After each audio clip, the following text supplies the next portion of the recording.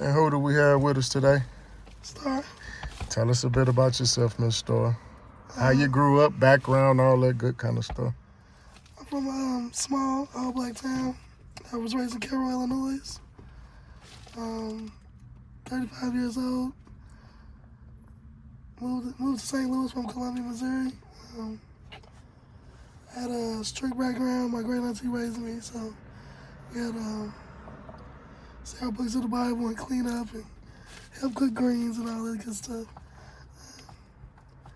Right now I'm in the city. I'm not really used to the city, being in the city, so it's kind of hard adjusting, but I'm doing okay.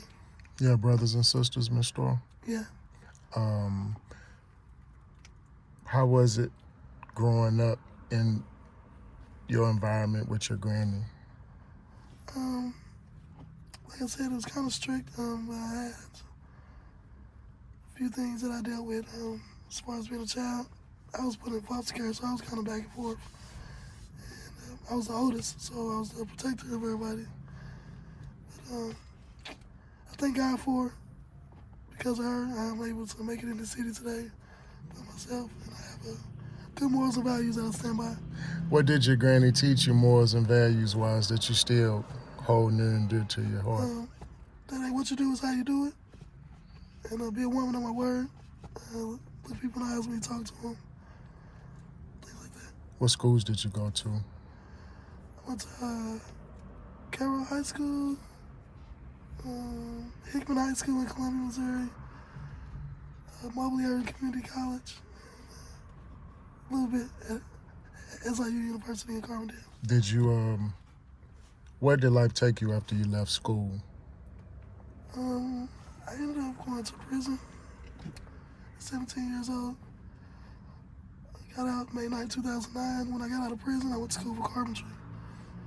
And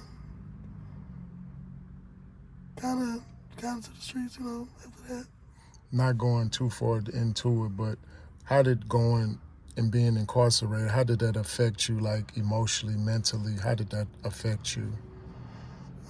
Being incarcerated, I think, was a good thing for me. Because it grew me up. It gave me time to sit down and think about my actions.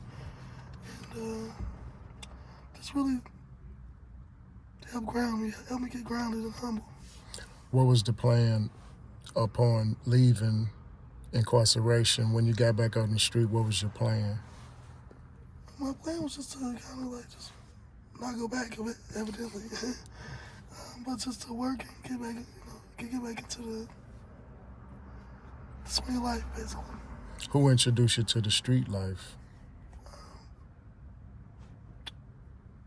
Well, I guess I could say my mother, kind of. What were you introduced to initially when you first got out into the streets? Basically drugs. I never really did drugs before. My little bitty town, you didn't hear about all kinds of drugs and everything, so that was kind of new to me. How long you been dealing with that type of situation in your life? The toxic substances? Probably about 18 years. So half your life? Yeah.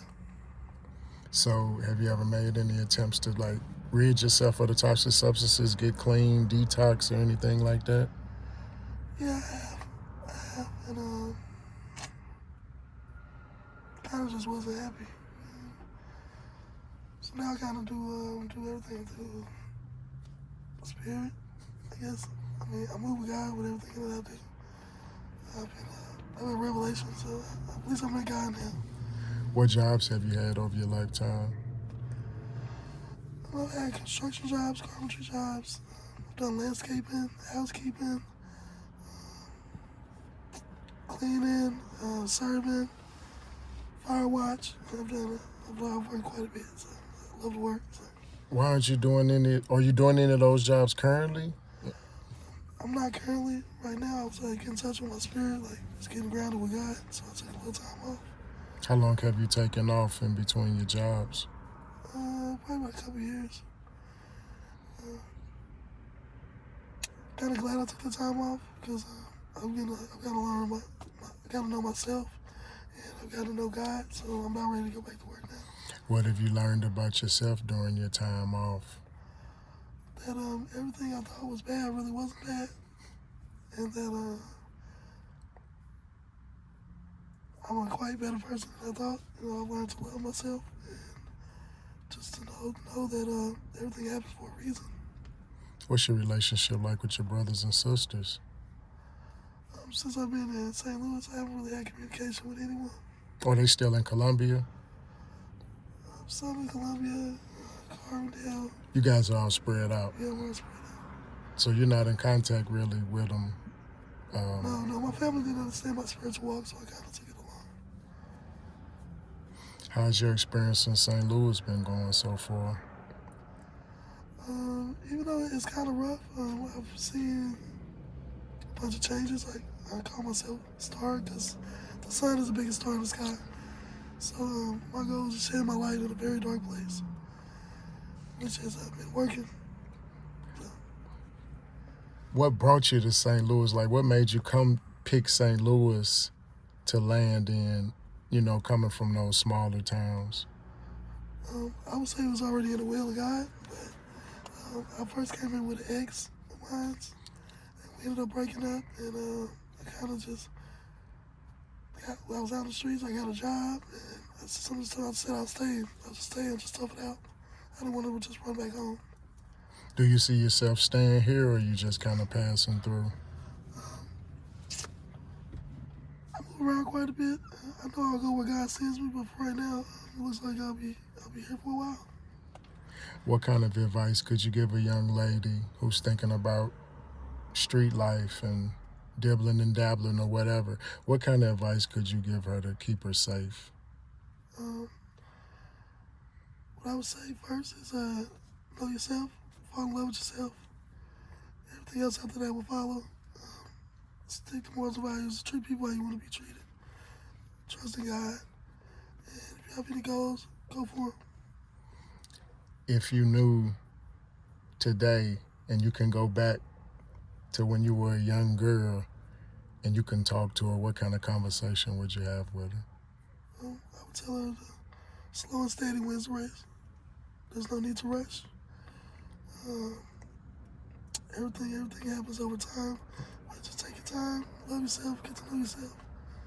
Then everything else after that will trickle, fall in line. Ms. Stark, we appreciate you spending time. We appreciate you sharing. And if there's anything you want to leave us with on the closeout, as far as positivity, you want to share it, now's the time.